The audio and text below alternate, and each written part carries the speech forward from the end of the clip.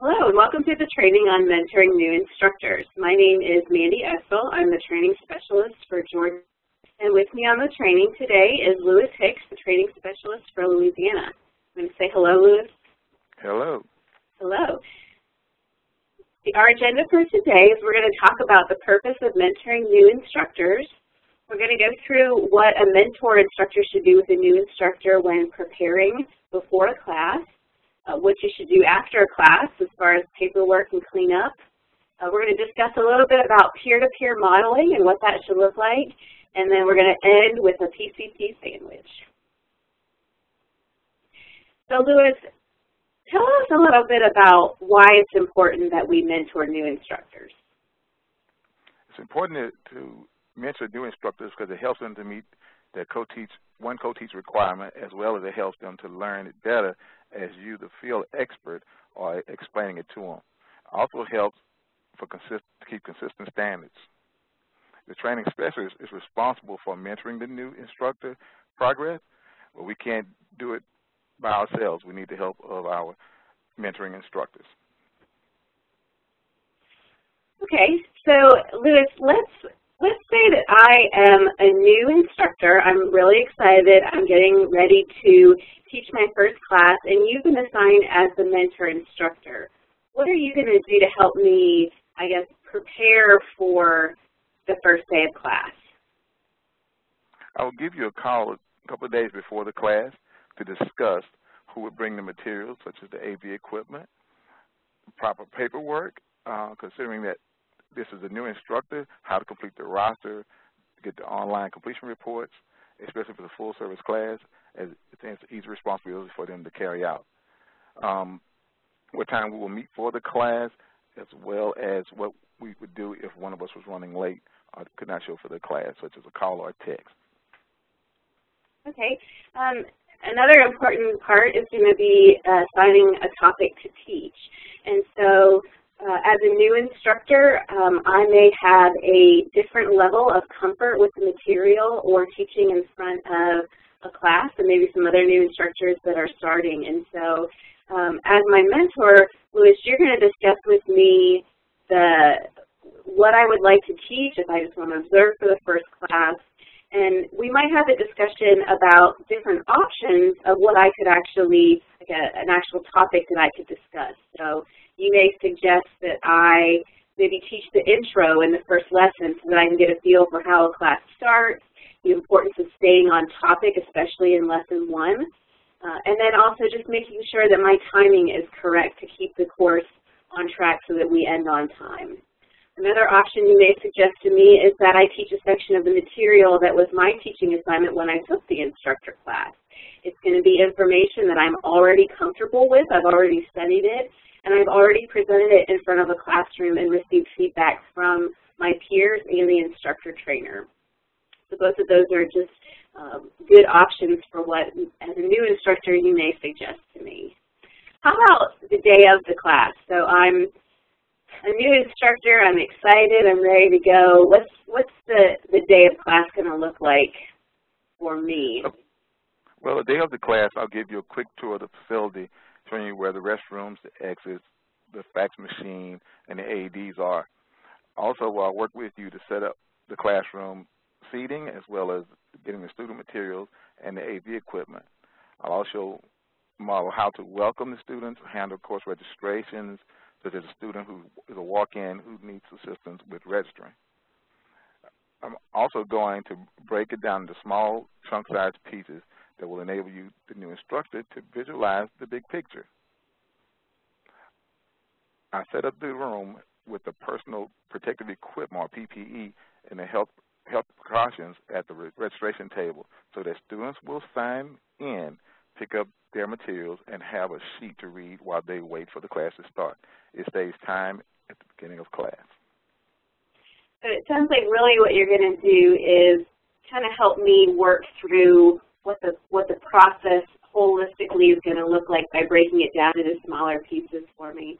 I think that as a new instructor, I know that would be really helpful. I think it's good for mentor instructors to kind of think back about the first few classes where they were in the classroom and what information or paperwork or little tidbits would have been helpful for them. And then as a mentor instructor, make sure that they're communicating that to the new instructor that they're helping bring on board.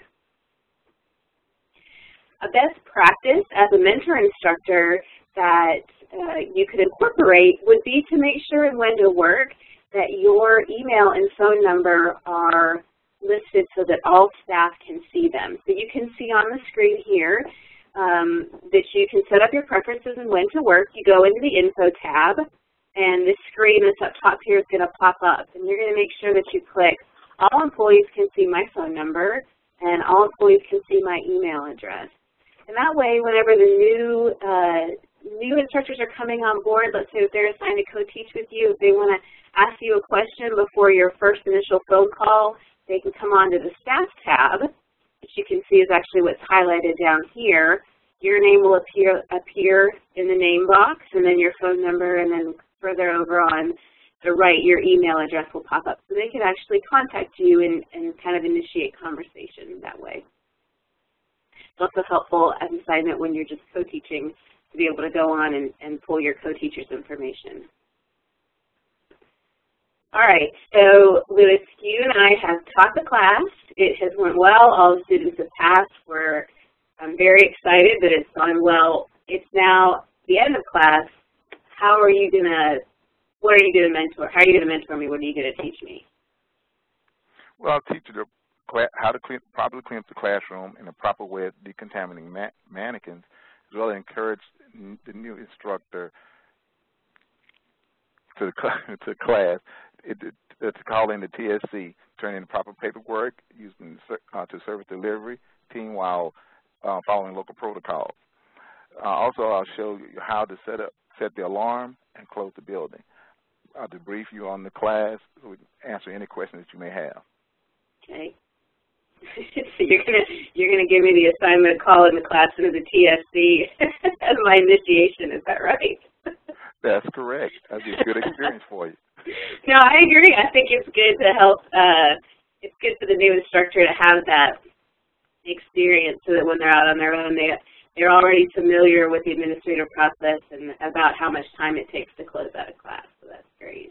Another best practice that as a mentor instructor you could do is take a moment and send a note to the training specialist just as a quick follow-up to say, hey, Mandy did really well in the class. I think she might need to work a little bit on her lecture skills. If that wasn't very clear to her, I did kind of discuss it with her after class, but you may want to follow up. Just kind of like you mentioned at the top of the call, Louis, that the mentor instructor is really like our eyes and hands out on the field. They're really helping the training specialists bring those new instructors on board. So that's kind of the best practice, to just take a moment and let the training specialist know how the class went. When you think about peer-to-peer modeling, Louis, a good mentor is going to lead by example. So they're going to make sure that they follow the dress code, that they're going to be on time to set up the class. They're going to be respectful to the co-teacher in the classroom and to the students in the classroom. They're going to model using the instructor's manual and the supplements. They may even kind of explain their classroom management style to the instructor that they're teaching with, just so they're on the same page about stuff. Right. Also, they also want to communicate if something happens, are they going to be late for some reason? which is very important when you're a new person and you're waiting for mentor to show up. So that's good. And different personalities do communicate different ways. I mean, everyone has a slightly different teaching style, and that's going to come out in the classroom. So as the mentor instructor, it's important to remember that there's different ways to communicate a point but still teach to the Red Cross standard. That's correct. We also want to ask questions to gauge if they understand and they listen to them as they think through the process. And also, we also want to provide encouragement. Right. We want to keep in mind that mentoring is really an extension of teaching CPR classes. The mentoring instructor is guiding that new instructor, how to communicate, to teach life-saving skills to the students in the classroom. So when you really think about it, every person you mentor is someone whose life is forever impacted by what you do.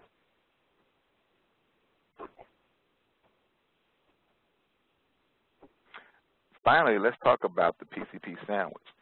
That's positive, corrective, positive feedback. Think back to your instructor course. Keep in mind the way we offer feedback in our courses: positive, corrective, positive. This should be the same format you use when working with a new instructor. Right, so occasionally a new instructor does need to be corrected, and if so, just remember to be respectful and not interrupt in the middle of class if possible.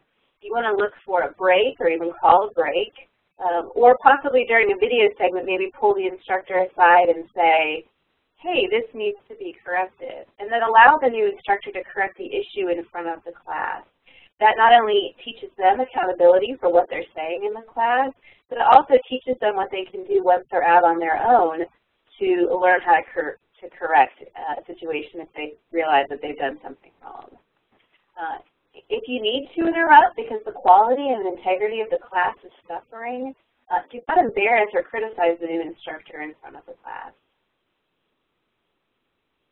Amanda, let's go back to the scenario when you were a new instructor and you allowed all your students to keep their mannequins on the table. I can interject. Now that we see all your hand placements are correct, let's go ahead and move the mannequins to the floor. This skill will close with the real situation as possible.